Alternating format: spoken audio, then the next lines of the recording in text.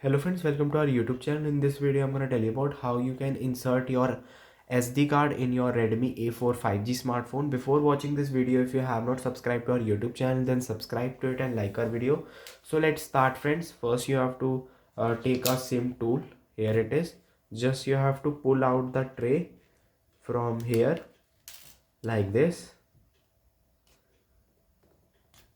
And you have to put your SD card in it in this tray. Here it is the SIM 2 and here it is SD card. Just you have to put here and then you have to insert back into the smartphone just like it.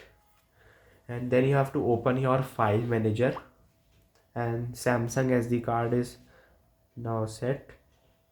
Click on allow. Then you have to press back. Click on allow and allow once. Then you have to give the permissions also like this. Then simply press back. Then click on storage. Here it is SD card. From this is now enabled. I hope you like this video. If you like this video, then subscribe to our YouTube channel for more helpful tips and tricks videos. See you next time.